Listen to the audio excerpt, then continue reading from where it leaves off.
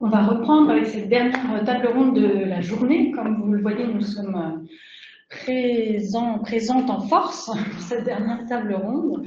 Je vais présenter très rapidement les intervenantes et intervenants puisque certains d'entre eux ont déjà eu l'occasion d'être présentés hier. Donc, tout à fait au bout de la rangée se trouve Cécile Barbier, ergo-psychologue. À gauche de Fanny, le bonhomme qui coordonne la table ronde avec moi, est assise Amalia Papaouanou, du musée pour les victimes du national-socialisme de Distomo. À côté d'elle, François Rouquet, professeur à l'université de Caen, et juste à côté de moi, Christina Telupilova du mémorial de Lidice. Je suis Marie Derrien. Et donc, avec Fanny Le Bonhomme, nous avons préparé cette table ronde sur le thème de la transmission. Le terme était au singulier dans le programme, qui est plutôt, je pense, des transmissions au pluriel. Et la question centrale qui nous a guidés dans la préparation de nos discussions est la suivante: qu'est-ce qu'il reste d'un lieu marqué par la destruction, la disparition, l'effacement? C'est un peu le fil rouge du colloque, me direz-vous, et pas seulement cette table ronde sur les transmissions. Notre approche dans le cadre de l'échange que nous allons avoir est d'aborder cette question par le prisme de la transmission. Qu'est-ce que transmettre? Vaste question. Transmettre, c'est donner, c'est passer, c'est mettre ce qu'on possède en la possession d'un autre. Une transmission peut être matérielle, elle peut être immatérielle, elle peut être implicite ou explicite, elle comporte toujours une dimension symbolique. La transmission, ça peut être des récits, ça peut être des gestes, ça peut être des mots, des objets, des silences, des images, des émotions. Et ça peut s'inscrire dans les têtes, dans les corps, dans les lieux. Cette transmission, donc, que nous allons essayer d'analyser sous ces différents angles, elle peut aussi être considérée comme une obligation, comme un devoir, comme une mission, voire comme un combat. Elle peut être continue ou discontinue à travers le temps et au fil des générations. Elle se joue toujours à de multiples échelles et soulève des enjeux enchevêtrés, politiques, économiques, sociaux, familiaux. Elle peut être source d'apaisement, enfin, comme de souffrance et de conflit. Une question qui est apparue lorsqu'on préparait la table ronde et qu'on a volontairement laissée ouverte, peut-être qu'on aura le temps d'y revenir au moment des questions, c'est celle de l'interaction. Est-ce que pour qu'il y ait transmission, il faut nécessairement qu'il y ait une interaction? Est-ce qu'il faut que ce qui est transmis soit reçu pour que la transmission soit considérée comme aboutie? On a choisi, dans le cadre de nos échanges, de s'intéresser plutôt aux modalités de la transmission, à la manière dont le processus s'inscrit dans des contextes multiples, aux différentes échelles que j'ai déjà énumérées, plutôt qu'à sa réussite ou non. Question qui, je le disais, pourra, si ça paraît pertinent, être plutôt abordée au moment des questions. Mais là, c'est vraiment la question des conditions de possibilité de la transmission qui va animer notre conversation. Donc, réfléchir aux conditions qui permettent la possibilité de la transmission, c'est de réfléchir aux conditions qui permettent à la parole d'être dissible, mais également d'être audible par l'interlocuteur et par la société. Donc, ces conditions de possibilité doivent être pensées à plusieurs échelles. Donc, le contexte historique et social, pour pouvoir transmettre, il faut que la parole soit entendue par la société, prise en considération. Donc, il faut penser aux normes sociales qui déterminent ce qui est possible de dire ou d'entendre à une époque donnée. Il y a également l'échelle des familles sur lesquelles on a travaillé avec Marie, des familles qui apparaissent aussi comme des cadres d'expression, des souvenirs.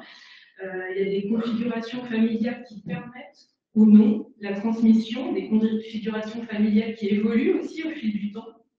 Et enfin, à l'échelle des individus eux-mêmes, de leurs itinéraires, de leur parcours personnel, il y a des moments pour se taire, des moments pour raconter aussi, et c'est également cette échelle qu'il s'agira de prendre en compte. Et ce qui nous intéressait, c'était d'essayer d'articuler ces trois niveaux d'analyse pour donc penser les conditions de la transmission. Un autre point sur lequel on a voulu insister, c'est le fait que la transmission laisse des traces, et c'est ce qui nous permet de la documenter. Donc des traces qui peuvent être des histoires, des objets, des gestes, des émotions ou des lieux également, mais les traces, c'est aussi des choses que l'on tait ou des choses qu'on ne veut pas entendre. Donc il faudra aussi penser les silences comme des modalités de transmission et réfléchir notamment à la manière de les interpréter. Pour construire cette table ronde, on avait posé des questions aux intervenantes et aux intervenants, et on a décidé en fait de la construire plutôt comme un échange, comme une discussion avec des interventions qui seront courtes pour permettre de faciliter en fait la circulation entre les idées et les ponts qui peuvent se faire entre les différents terrains d'enquête. Donc on a insisté sur 3 questions. Je crois que mon micro est pas super, non, ça va? Ok, donc c'est moi. Donc on a insisté sur 3 questions. La première, c'est la question de ceux qui transmettent et de ceux qui se taisent, donc plutôt la question des passeurs, des mémoriens, de ceux qui prennent en charge la transmission. Qui sont-ils? La deuxième question, c'est la question des temporalités. Donc à quel moment on transmet, et en essayant d'articuler les différentes échelles que j'ai évoquées, également la question des lieux et des non-lieux qui sera aussi évoquée. Et enfin, dans un dernier point, on s'intéressera aux traces de la transmission, et là on aimerait bien plutôt l'aborder, puisqu'on vient de disciplines différentes, pour certains et certaines d'entre nous, sur le plan de la méthodologie. Voilà. Donc on vous propose de commencer tout de suite avec la première question qu'on a posée à tout le monde en préparant la table ronde, qui était qui se charge de la transmission. Et derrière la formulation de la question, il y avait déjà un implicite à débattre, parce que se charger de quelque chose, c'est effectuer un travail qui peut être potentiellement difficile, pénible, demander des efforts. En lisant donc les textes que nous ont envoyés les participants à la table ronde, on s'est rendu compte qu'il y avait un point commun qui ressortait de manière frappante, parce qu'à chaque fois on essayait de voir quelles étaient les récurrences, les invariants, ou au contraire les divergences et les écarts entre tous les terrains qui sont explorés. Et là, il y avait un point commun qui est apparu. Ce point commun, c'était que le genre constituait un outil d'analyse pertinent, intéressant, pour aborder la question de ces passeurs, de ces mémoriens, ou porteurs de mémoire. En fait, la répartition genrée des rôles dans le processus de transmission apparaissait sur l'ensemble de nos terrains. Je voudrais commencer par vous inviter, chacun sur votre terrain de recherche, à développer ce premier point et en quoi le genre est pour vous pertinent pour répondre à la question qui se charge de la transmission.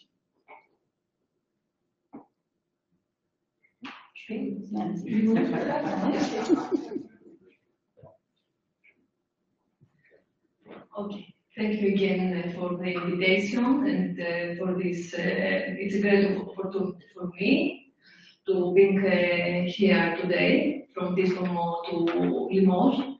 Okay. So, narrating a trauma after the massacre was not taboo. The survivors wanted to share their experience and denounce the Nazi crime against humanity from the very next day. Men survivors were more reserved, as in the context of a patriarchal society, as Discomo was, and I think it is still today. They had learned not to express their feelings. I have a friend of mine that he told me many times that his father, a survivor who had lost his parent and two adult brother, and her mother died from the grief some years after the massacre. He had a feeling that his father, my friend's father, had never loved him.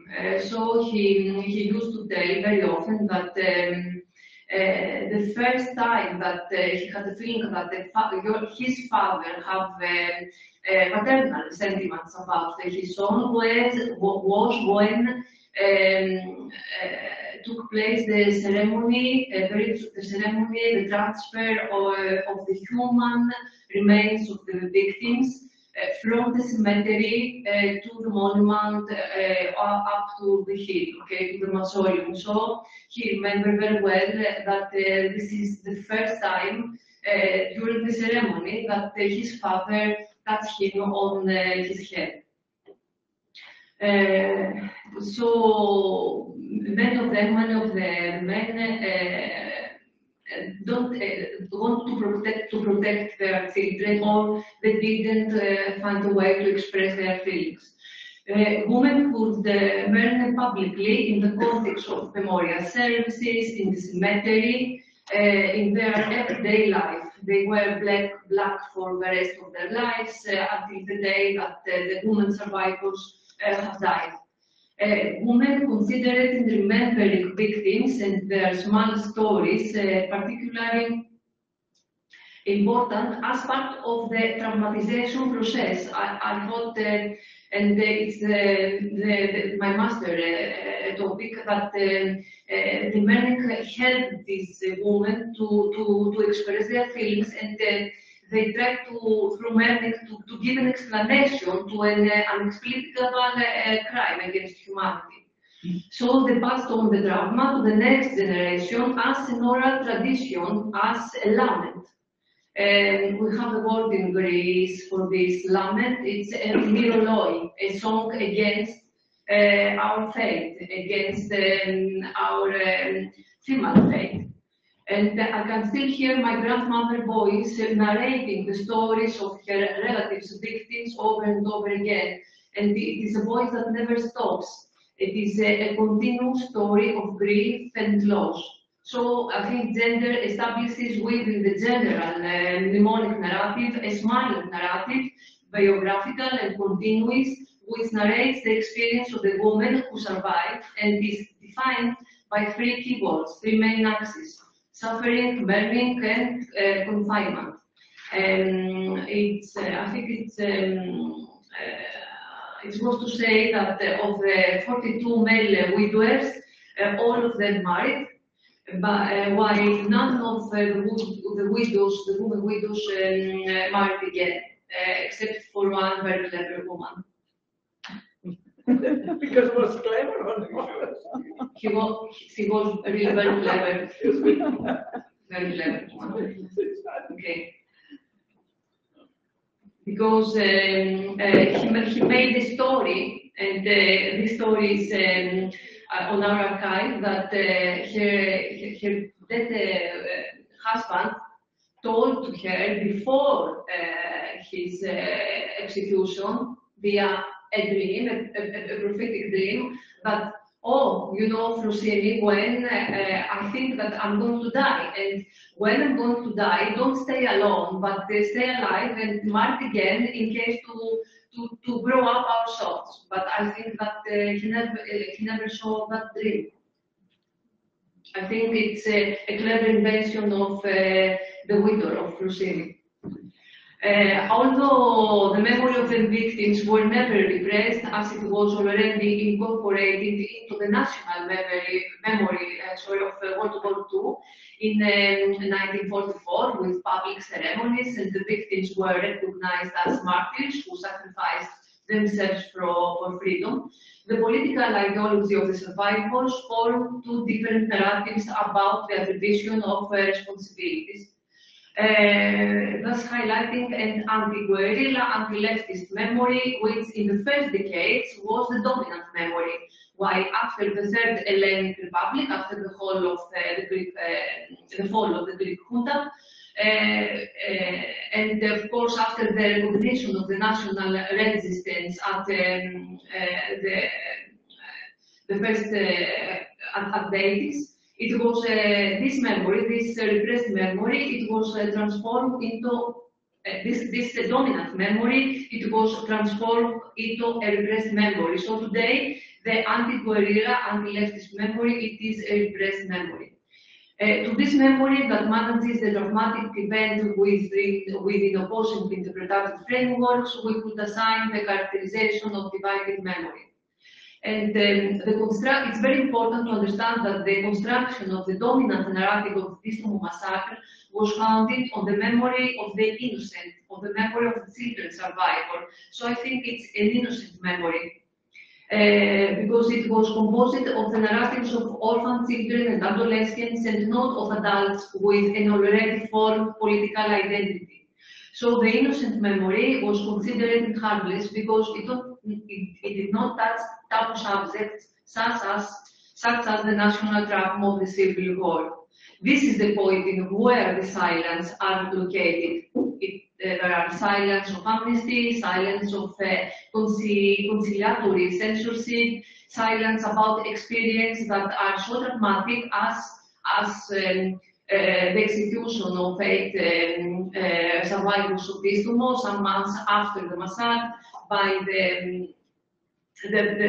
most important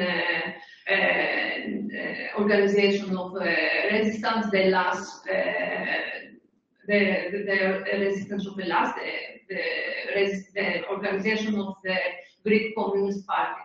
And another taboo, another moment of silence is, of course, the rape of the female victims by the German troops. My mother, who was born 4 years after the massacre, still told me, what a silly word is this? The German never raped a woman, okay? Because the rape of the woman is the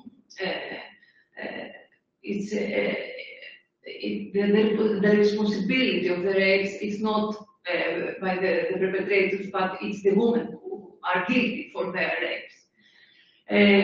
So this is the moment of silence, the moment of shame, the silence of guilt and fear for the case of Istanbul. Je peux rebondir sur le cas d'Oradour pour rebondir justement sur ce que vient de dire Amalia.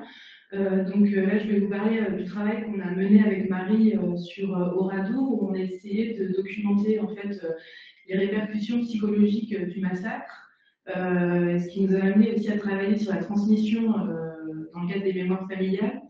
On a travaillé à partir de différentes sources. On a commencé d'abord avec des archives médicales, donc les dossiers de patients et de patientes de l'hôpital psychiatrique de Limoges dans les années 80-90. On a travaillé aussi avec des archives associatives et on a également mené des entretiens oraux avec des descendants de familles survivantes. En fait. Donc avec toutes ces archives, on a essayé de voir de quelle manière finalement on pouvait documenter à la fois les répercussions psychologiques et puis la manière dont ça s'était transmis dans les familles. Donc notre premier terrain, ça a été de travailler sur des dossiers médicaux donc de l'hôpital de Limoges.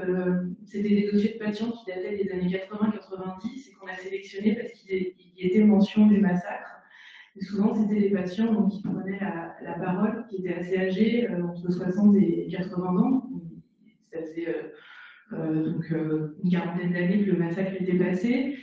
Et ce qui était intéressant, c'est que dans les entretiens avec les médecins ou avec les psychologues, quand il était question du massacre, en fait, il y avait souvent un contraste entre les dossiers des femmes, où la prise de parole finalement était beaucoup plus explicite sur ce qui s'était passé, où la mémoire était beaucoup plus vive sur le traumatisme, notamment des femmes qui avaient perdu des enfants, alors que dans le cas, les dossiers où la parole était plus rare, où les mots étaient plus implicites, c'était plutôt des patients hommes. Ça, c'était le premier point.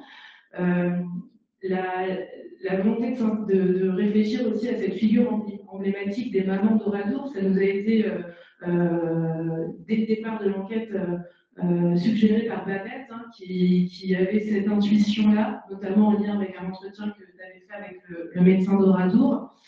Et lors des entretiens qu'on a fait aussi, cette question des femmes qui parlent et des hommes qui se taisent, elle est revenue plusieurs fois, notamment un entretien qu'on a fait avec un descendant d'une famille de survivants qui a un rôle encore important dans l'association des victimes, où il nous racontait que les hommes de sa famille qui avaient survécu au massacre, donc c'était son grand-père et son grand-oncle, n'en parlaient jamais, ou alors juste par allusion, par bribes.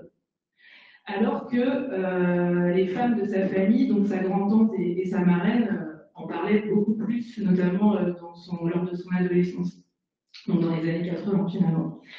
Même chose pour un entretien qu'on a fait très récemment avec la petite fille d'un survivant qui a joué un rôle très important dans la transmission depuis les années 90. Et quand on lui demande, et cette jeune fille qui a 30 ans maintenant, c'est elle qui a repris un petit peu le flambeau de la transmission. Et quand on lui demande pourquoi elle et pas d'autres dans la famille, elle nous dit qu'elle pense que c'est parce qu'elle est une fille et que comme son grand-père a perdu sa mère et ses sœurs lors du massacre, elle dit, et c'est ses mots, qu'elle pense qu'il a fait un transfert sur elle, donc elle parle de transfert, et que en fait, il aurait particulièrement investi sa relation avec elle en raison en fait, de ce processus qui est décrit comme un transfert.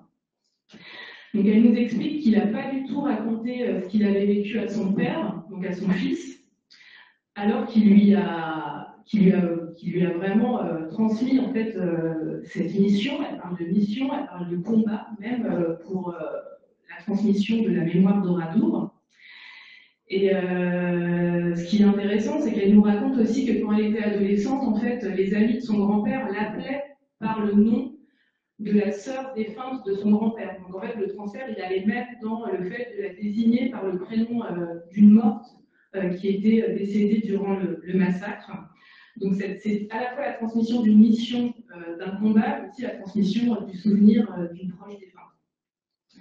Un autre entretien qu'on a fait avec une dame de 80 ans qui a survécu au massacre nous explique qu'elle en parle beaucoup plus à sa fille qu'à son fils. Et enfin, peut-être le dernier point sur lequel je voudrais revenir, c'est un autre type de source qu'on a exploité dernièrement, ce sont les archives audiovisuelles. Donc, parce que dans les années 2000, il y a eu pas mal de reportages télévisés sur Oradour, notamment en 2004, lors des commémorations donc du 60e anniversaire du massacre.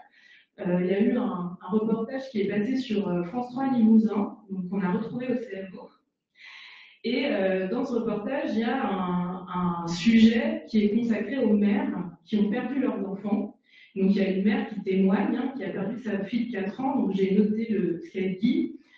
Donc elle est interviewée, vous savez, d'un seul coup comme ça vous tombe sur la tête. Je ne sais pas comment je ne suis pas devenue folle, je ne sais pas. Les premiers mois, je suis restée toute seule, je crois que j'avais perdu la tête. Vous savez, j'avais des moments où je pleurais, d'autres moments où je me mettais à chanter, c'était pas normal, je sentais que c'était pas normal. Et quasiment les seules femmes qui sont interrogées sur le plateau de cette émission, ce sont des femmes. On retrouve encore cette figure des mamans d'Oradour qui sont des figures emblématiques de la douleur. Donc ce sont celles qui portent la douleur. Et le médecin Robert Lapuelle, que tu as interrogé Babette, il est également interrogé lors de cette émission. Et donc on lui demande, donc Robert Lapuelle, vous étiez médecin à l'époque, il n'y avait pas de cellule psychologique, et c'était quoi le remède miracle?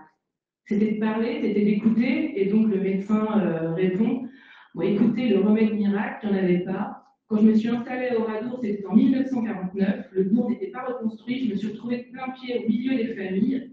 Et mon souvenir le plus dramatique a été le rapport avec ces mères. Quand on remplit une fiche médicale et qu'on demande combien avez-vous eu d'enfants, 1, 2, 3, 4 ou 5, combien sont encore vivants? Aucun. Il s'établissait un silence et c'est ainsi que les relations sont faites entre le médecin et les familles, beaucoup dans le silence.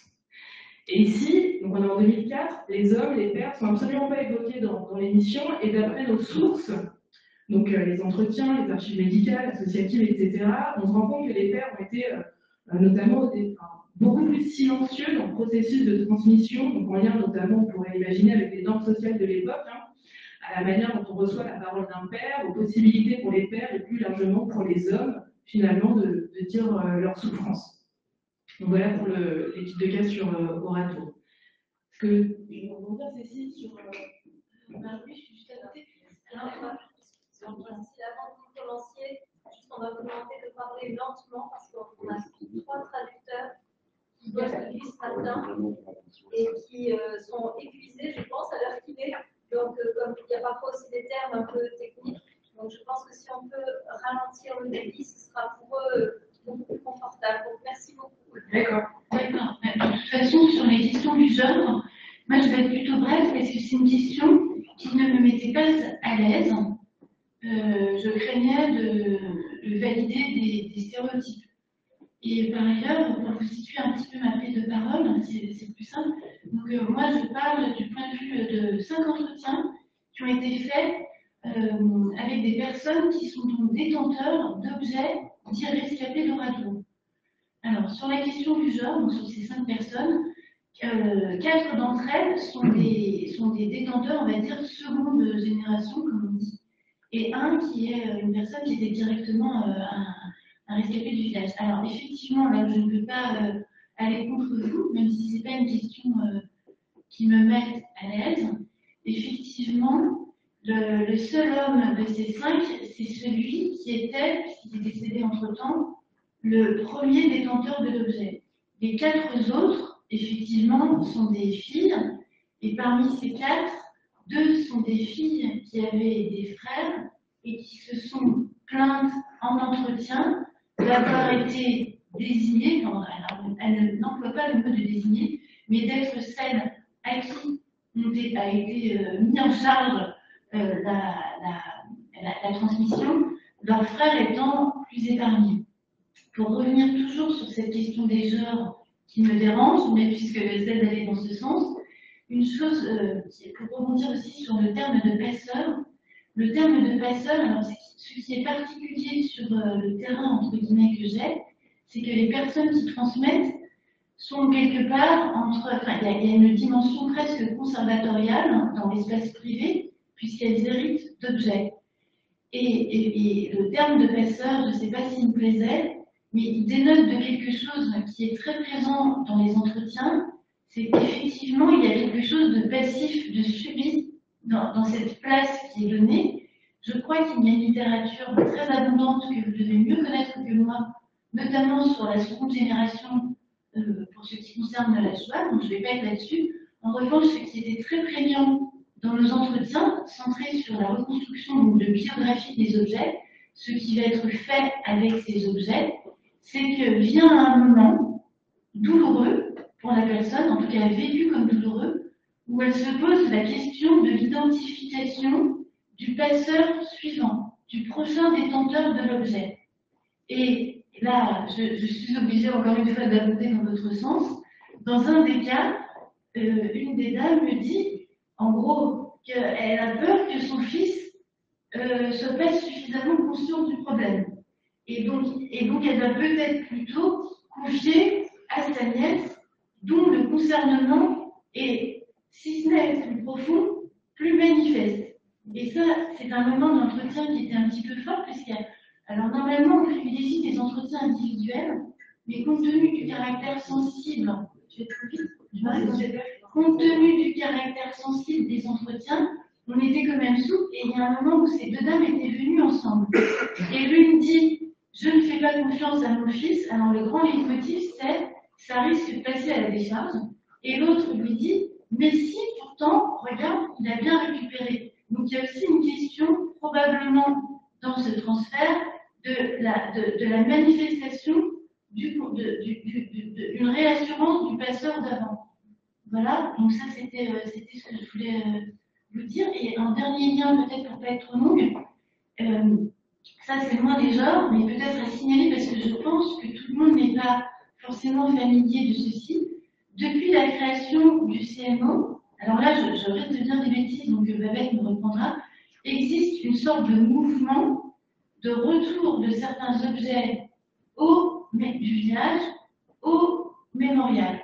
Et l'une des témoignantes, c'est une des personnes qui prend la responsabilité, ô combien lourde, vous pouvez l'imaginer, de sortir l'objet de la conservation familiale pour, quelque part, s'en décharger, d'ailleurs c'est le terme qui est employé, lui trouver sa place, et là c'est comme, il n'y a pas de bonne analogie, mais là c'est comme un placement, on a l'impression qu'on va placer un enfant, je ne sais pas, on cherche un endroit où on ne peut plus en prendre la charge, mais on veut s'assurer que ce soit quand même bien pris en charge. Et effectivement, alors moi, ce qui m'avait marqué dans l'entretien, c'est que c'était une conjointe, c'est-à-dire que ce n'était pas dans la filiation directe, c'est la femme de, mais enfin c'est une femme. Voilà, je laisse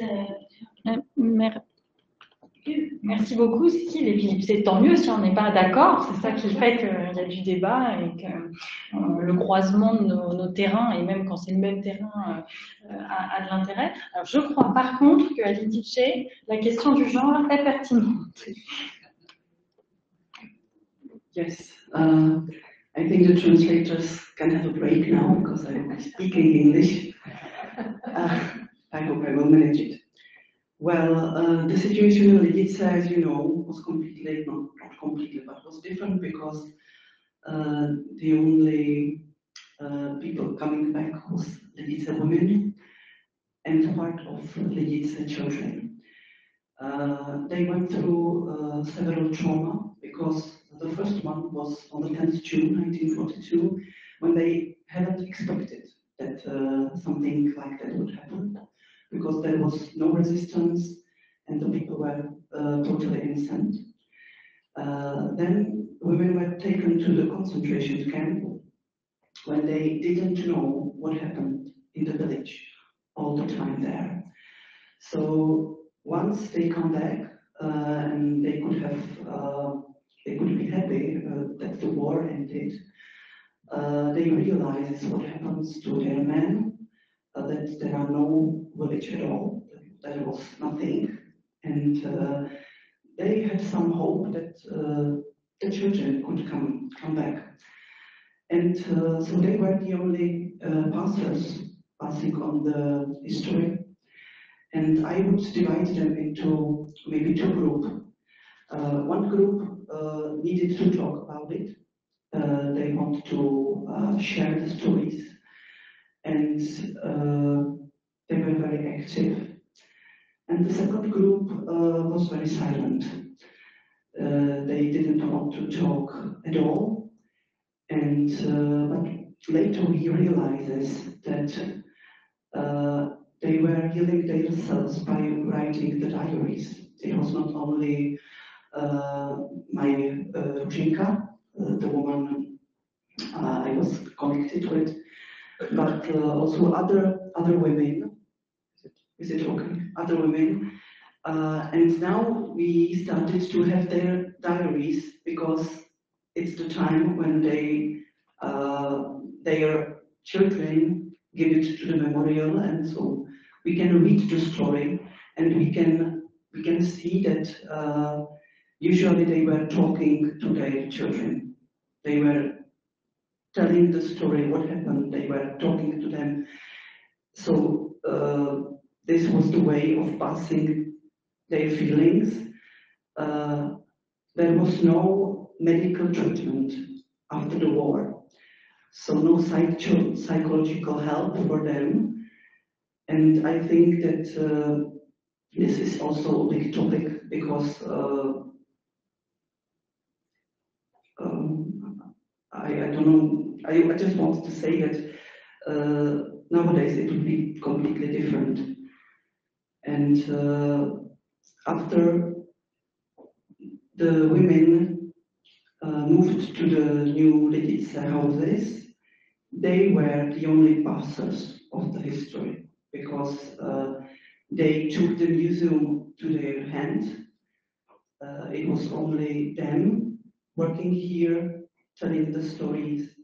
Not always, it was objective, we have to say, because lots of Lidice women were blaming two Lidice men, Josef Horák and Josef Stříbrný, these soldiers that were during the tragedy in Great Britain, fighting an instance, they were pilots.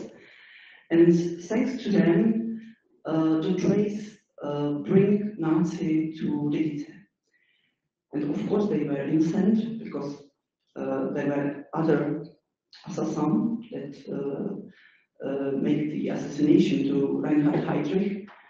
But because Lidice were chosen as an act of revenge, as a very brutal act of revenge on Reinhard Heydrich death, afterwards Lidice women told their children if there wasn't Josef Horák and Josef Stříbrný, nothing like that would happen.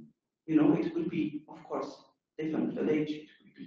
But thanks to them, they felt that they have their life destroyed. So that's why, for example, up today, there is no monument for these heroes, we would say, because they really were heroes.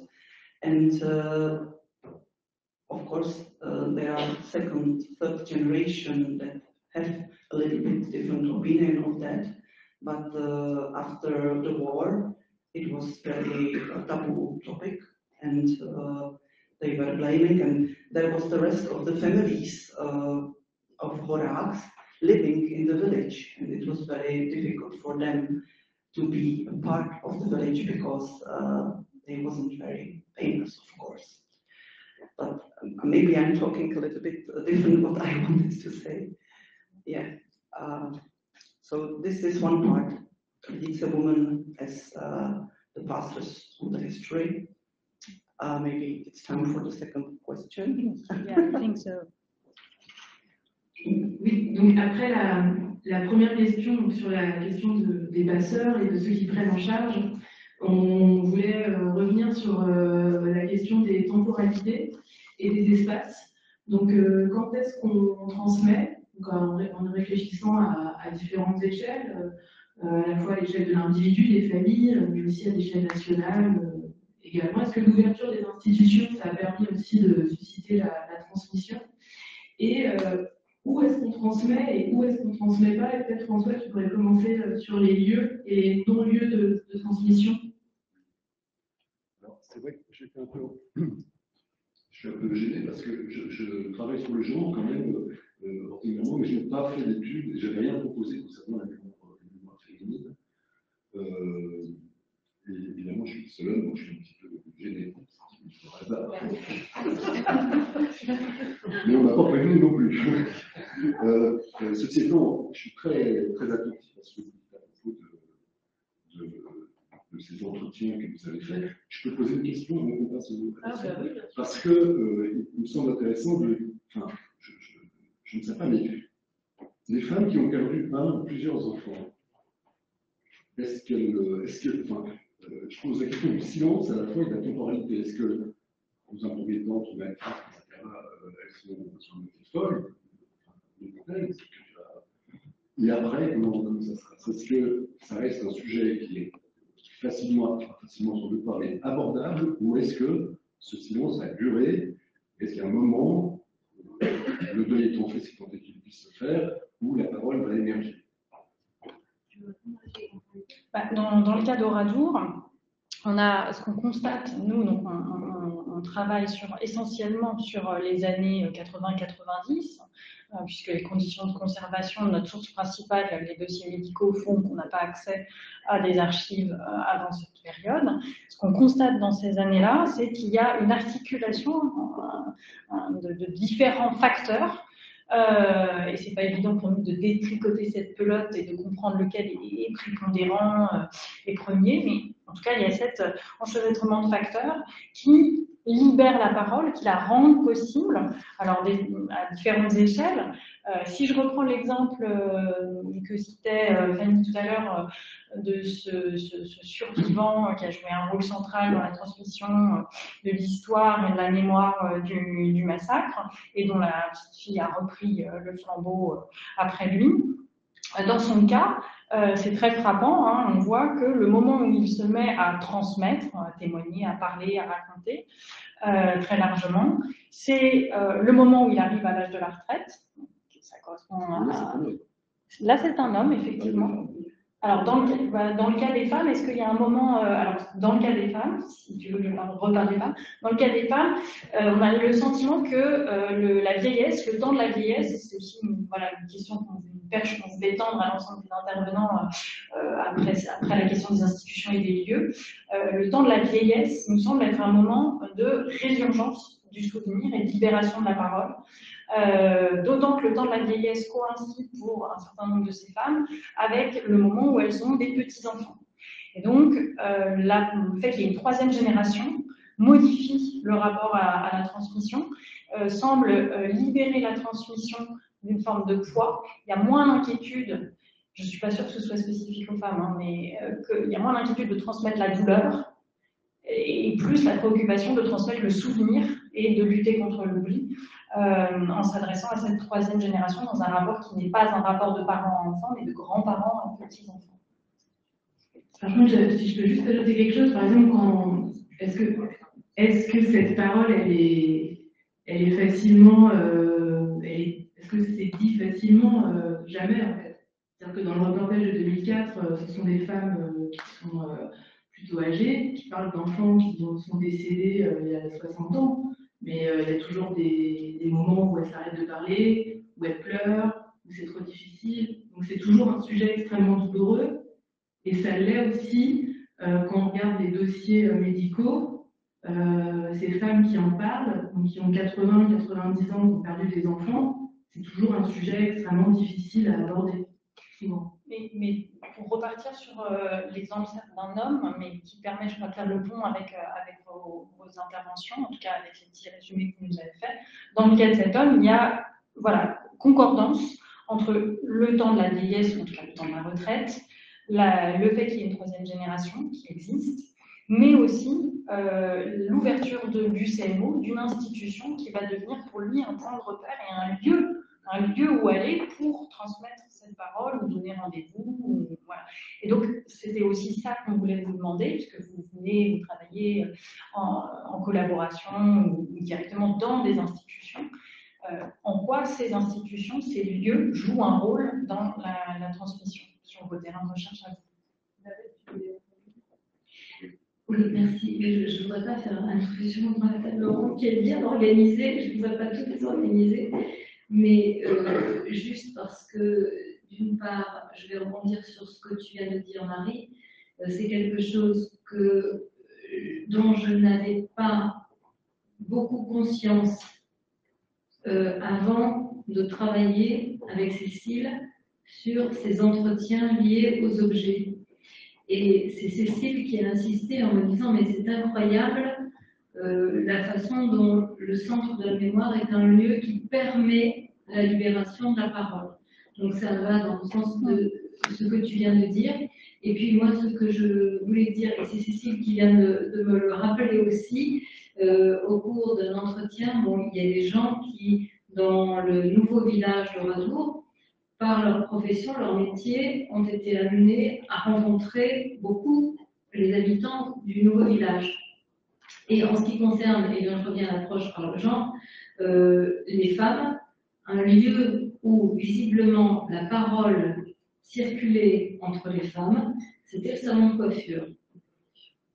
Le salon de coiffure, alors voilà, c'est pas forcément étonnant parce que c'est parfois compliqué de trouver un coiffeur, une coiffeuse qui comprend qu'on n'a pas envie de parler, parce que parfois on n'a pas envie de parler. Donc ça ne nous étonne pas beaucoup que le salon de coiffure soit un lieu de libération de la parole, mais en tout cas, une coiffeuse dans le nouveau village, il y en avait plusieurs, hein, mais constater notamment dans les semaines, jours qui précédaient le 10 juin, tous les ans, c'est-à-dire la date de la commémoration, que les femmes, là, parlaient beaucoup, et pleuraient, mais parlaient entre elles. Et ça, je trouve que ça se rapproche d'autres expériences de partage de la parole entre groupes de personnes qui ont vécu la même expérience. Et ça, on le voit dans beaucoup d'autres terrains. Enfin, c'est pas lié au retour. Donc, je ne sais pas si l'un de vous souhaite intervenir sur cette question des lieux et des institutions qui deviennent des points centraux dans le processus de transmission, ou pas du tout peut-être. On travaille beaucoup avec, Vas-y, François. on travaille beaucoup avec le mémorial de Caen. Il va de soi qu'il y a une vraie demande sociale. Il s'agit beaucoup de retraités, des gens qui ont du temps. Mais on voit bien qu'il y a un vrai, j'allais dire clientèle, c'est un peu exagéré, mais c'est un peu ça. Des gens, un public qui est fidélisé et qui s'intéresse à la recherche, qui vient écouter nos séminaires, qui sont toujours publics. On ne sera pas très nombreux, mais on sent qu'il y a quand même une vraie demande sociale. Et alors, dans les exemples que tu as pris sur les non-lieux, est-ce que ça marche aussi quand il n'y a pas de lieu ou un non-lieu? Alors là, je ne sais pas, parce qu'en fait, c'est la raison pour laquelle il y a cette diapo qui correspond correspond à l'édition d'un colloque qui a été fait il y a quelques années maintenant, je ne saurais dire comment ça fait longtemps, pour des raisons de fabrication colloque. Mais bon, comme son nom l'indique, mémoire de massacre du XXe siècle, moi j'avais pensé un peu mon intervention autour de cette question de façon plus générique, en prenant quelques exemples, parce que je ne vais pas travailler directement et cliniquement sur les villages martyrs comme vous, en essayant de voir, à partir des questions que vous avez posées, donc, comment s'établissait notamment le silence et comment il pouvait se rendre. Alors, je fais partie d'abord du silence public, du silence officiel, qui correspond souvent à un refus de transmission par cynisme d'État, d'une certaine manière, pour ménager la paix sociale, puis jusqu'à ce que, ou à moins que la demande sociale finisse par émerger et déborde ainsi le silence des institutions. Alors, cette instrumentalisation du passé par des instances politiques, elle s'exerce en fonction de considérations généralement présentes, et dans ce registre de ce qu'on peut appeler les mémoires officielles, elle résume souvent une politique d'État. Voilà. Je pense notamment, évidemment, et ça avait été le cas à ce colloque, à tout ce qui est régime mémoriel négationniste. Donc, on avait des interventions sur le génocide arménien en Turquie, donc j'y reviendrai dans la mémoire intime après, sur un cas de charnier en Russie. Tom, ça fait partie des non-lieux des diapos. Oui, mais je peux les passer. Voilà, alors un exemple de non-lieu, c'est après ça, voilà, non, encore après. Voilà.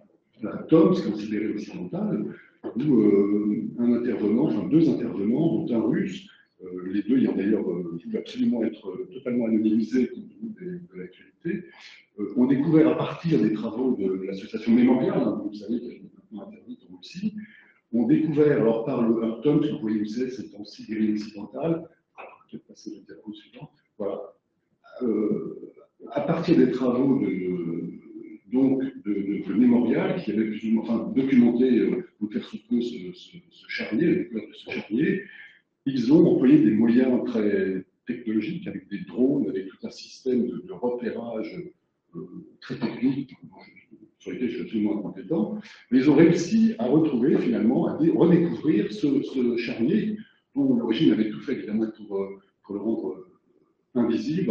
Vous n'arrivez pas à lire le détail des gens, des photos, mais c'est pas très grave. Voilà, bon, ce sera édité bientôt, le bouquin sort dans un mois. Et si tu peux mettre la suivante, on voit, voilà, avec ce système donc, de drone, système qui a été opérationnel et de nuit, enfin voilà, avec quand même de grandes précautions, hein, puisque les autorités ne souhaitaient pas du tout, évidemment, qu'ils puissent être libres dans cette affaire.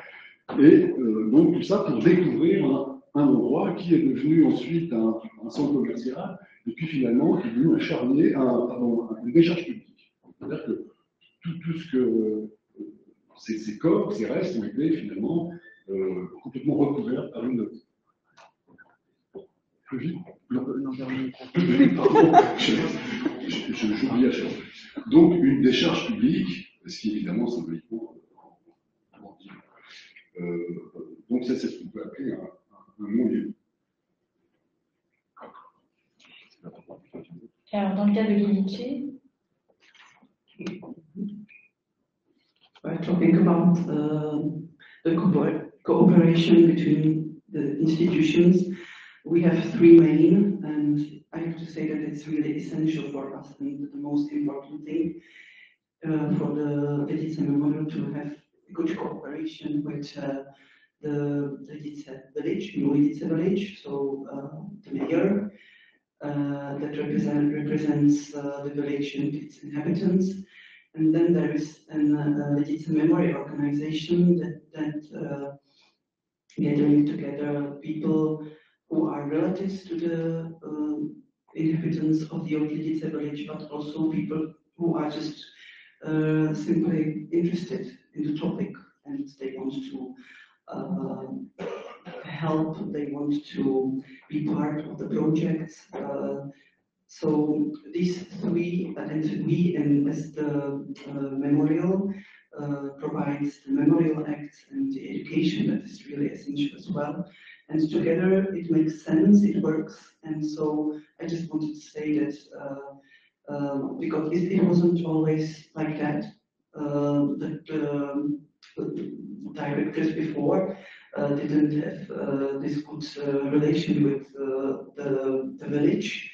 And so this kind of cooperation didn't work, and everything went wrong. So just a point that I wanted to mention here. Amalia, est-ce que tu peux réagir sur cette question des lieux, des institutions et de leur rôle dans la transmission?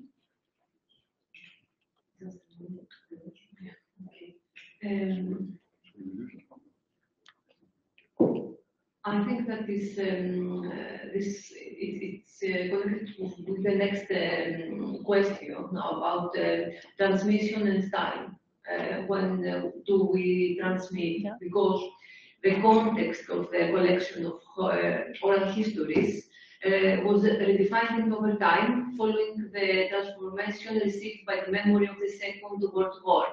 So at the first year after the massacre, the survivors' testimony, which is initially presented for the needs of justice as legal evidence of the Nazi crime against humanity, is to punish the perpetrators, and is followed by the state of memory and its connection with moral obligation. The survivor, as the inheritor of the historical truth, assumes the duty of transmitting the memory, and for this reason is considered until today a respected figure in the community. While at the same time there is a fear. The fear is expressed that the death of the witnesses will bring about the oblivion of the massacre at the local and at the national level. So we can distinguish 5 time periods of transmission. The first period is immediately after the massacre, 1944 until 1978. So this is the period that the survivors have given interviews to Greek journalists during the commemoration anniversary. And another period is, and I mentioned that period before, it's 1978, when the transfer of the human remains of the victims go to the mausoleum, and it's very important that the establishment of commemoration events, because it's more easy for everyone to talk about the tragic experience.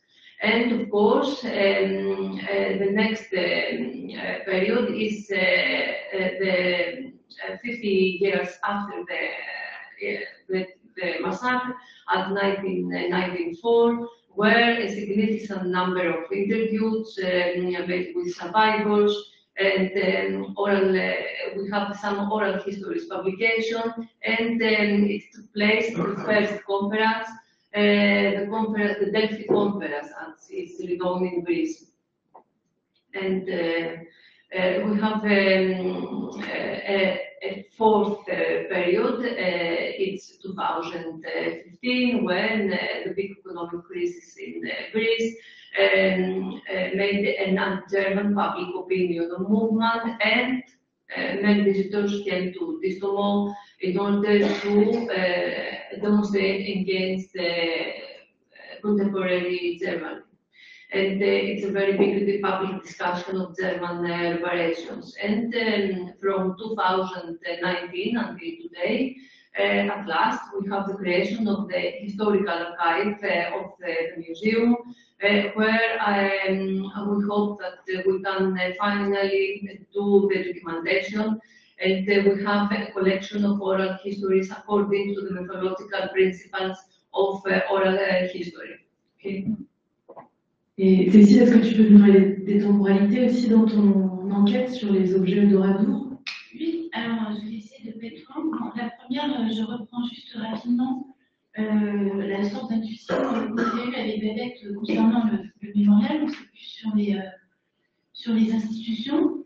Ce qui m'a frappé quand j'ai été participée aux entretiens du mémorial, c'était le sentiment d'une présence un petit peu assez itérative des personnes dans le lieu, qui la viennent, elles devaient nous parler d'objets qu'elles avaient oubliés. Enfin, bon, on sent qu'il y a un truc. Et bon, je me suis dit alors qu'il y avait évidemment un lien entre le lieu et le maintien en santé des personnes. Parce qu'il y a évidemment une. Alors moi, je ne suis pas clinicienne, donc c'est pour ça que c'est des intuitions sur lesquelles je ne veux pas m'étendre. Mais on sent bien que le fait de pouvoir venir parler sans être dans un cadre qui est identifié comme thérapeutique, ça joue une fonction. Donc, ça, c'est un sujet sur lequel je ne suis pas compétente, mais qui m'intéresse. J'en avais fait part à Babette. Ça, c'était la première chose. La seconde chose, c'est un petit peu hors sujet aussi, mais je la donne quand même, c'est que le premier temps, pour moi, dans le travail qui m'était donné, hein, qui était de reconstituer des biographies d'objets après le 10 juin, c'est qu'on ne peut pas enquêter sur tous les temps.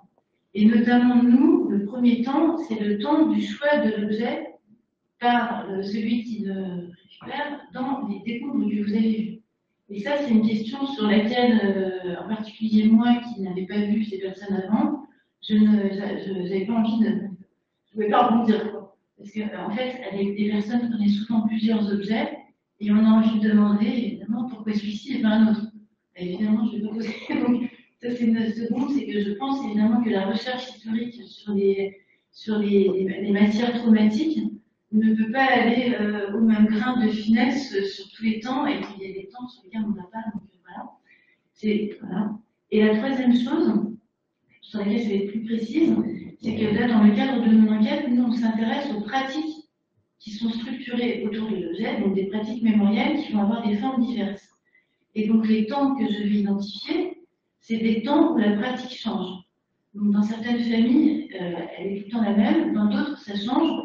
Donc c'est le cas de la biographie de l'assiette que certains d'entre vous connaissent, où l'une des propriétaires donc, de l'assiette, parfois l'a consignée dans une boîte qui était bien rangée, parfois l'a exposée, en particulier dans une cuisine. Et là, les temps de changement de pratique, qui sont... C'est vrai qu'il y a un invariant, même si on est sur des études qualitatives, on n'ose pas trop désigner les invariants, mais il semble quand même qu'à chaque fois, le temps, c'est un temps qui est provoqué. C'est-à-dire que la personne ne choisit pas du temps. Donc c'est où quelqu'un meurt, il y a un décès, ou il y a un grand déménagement, où quelqu'un s'installe, ou il faut faire un grand ménage parce qu'on répare. Donc il y a l'idée quelque part que ce temps n'est pas complètement choisi. Il y a quelque chose autour de la responsabilité dans la temporalité qui ressort. Je pense que c'est un peu banal, mais c'est quand même peut-être à dire. Voilà. Et puis sur la question des lieux, c'est pas la question des temps mais des lieux. Donc nous, dans notre enquête, c'était ce qui nous intéressait aussi, c'était les lieux de la conservation dans la maison d'objets. Et évidemment, on va avoir une grande diversité. La pratique mémorielle, elle n'est pas figée. L'objet n'est pas qu'un objet, n'est pas systématiquement un objet relique, y compris quand il est relique, par exemple dans le cas d'assiette, il est dans la cuisine. La cuisine, c'est quand même un lieu salissant. D'ailleurs, elle passe l'assiette à la machine à laver. Je pense, pas forcément trivial pour tout le monde. C'est pas, et donc, voilà, il y a la question de ça. Et il y a des lieux aussi, ça, je vous le dis, parce que c'est plus un concernement personnel. Un lieu que moi j'ai trouvé très choquant, c'est les chenets, donc récupérés dans un village incendié, qui sont conservés dans la cheminée pour faire du feu. Donc, pareil, moi je ne suis pas clinicienne, mais quand j'ai évoqué ma recherche à un collègue, quelqu'un m'a dit elle a remis le feu à sa place. Donc, moi je ne me prononce pas, mais je me dis juste que tous les lieux, il y a des choses. Alors, juste sur les lieux, je crois que tu avais voilà, un exemple à aborder avant qu'on passe à la troisième question. Je ne sais pas combien je peux avoir de temps, mais il y a deux autres non-lieux qui me paraissent intéressants, qui sont pris. Alors, on passe vraiment de l'Asie à Oradour et du mémorial de Nankin à la cuisine. Ce sont des lieux ou des non-lieux. Il y a un exemple qui me paraît intéressant par comparaison avec ce qui se passe en Normandie avec les bombardements. On parlait bien dans le. Un exemple qui me paraît intéressant en ce qu'il est un peu comparable à ce qui se passe en Normandie avec des conséquences très, très différentes, c'est ce qui se passe en Corée. au moment de la guerre de Corée, où il y a plusieurs massacres, il y en a un certain nombre. Il y en a un qui est très connu, c'est celui de Jeochang, en février 51, 700 morts, qui sont perpétrés par l'armée sud-coréenne et par les Américains, pour les bombardements. Et ce qui est, alors ce sont des bombardements abusifs, hein, mais qui sont censés toucher la guérilla, et les civils qui sont morts, mais aussi des exécutions hein, de partisans de gauche, donc qui étaient plutôt trop, qui collaboraient avec la Corée du Nord. Mais il y a beaucoup de massacres innocents, civils, donc, ça m'en suis compris, et ces massacres ont longtemps été considérés comme des dégâts collatéraux, et surtout les victimes n'ont jamais été dédommagées ni quoi que ce soit. Elles ont, après la guerre, été stigmatisées en tant que, finalement, associées aux ennemis du régime. Voilà. Et puis l'autre, c'est les chutes de la Meche au Cameroun. Alors c'est un non-lieu, il faudrait que tu mettes la carte. C'est un non-lieu qui est très particulier aussi. Là, il n'y a absolument rien.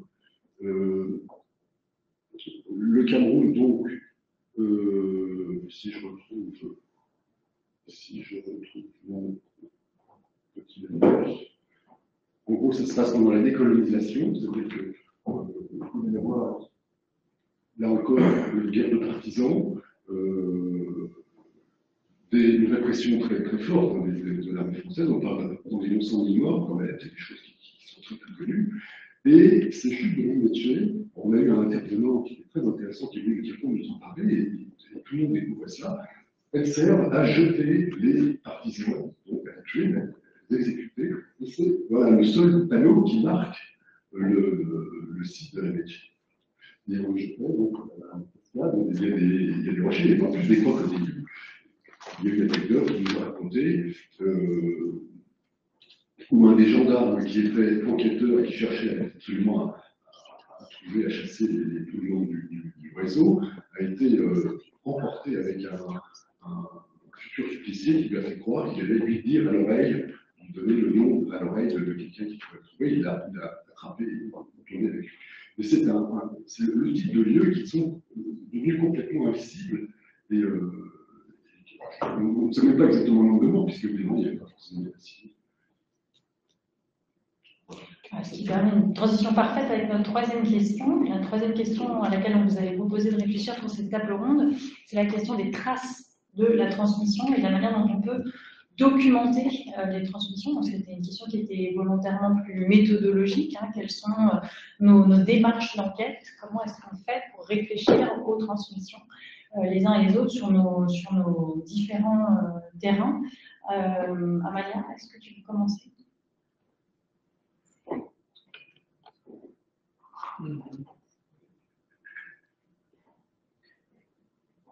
Okay, it's particularly important is the collection of oral histories of survivors according to methodological principles of oral history. But unfortunately, this process of research and documentation in the case of this massacre has only been possible in the last decade when most of the survivors have died. As most of the interviews, and we're talking about 115 interviews, have been conducted by journalists, by amateur historians, rather than historians or mental health scientists or social anthropologists. And so valuable time and material has been wasted. An interdisciplinary approach to trauma was attempted with the publication of Zeta Papandreou research, and the study of intergenerational trauma is possible now, and some researchers from Scotland and from Greece, of course, and from Germany have already submitted a research request to the museum, and so we are awaiting their findings with particular interest. And we have a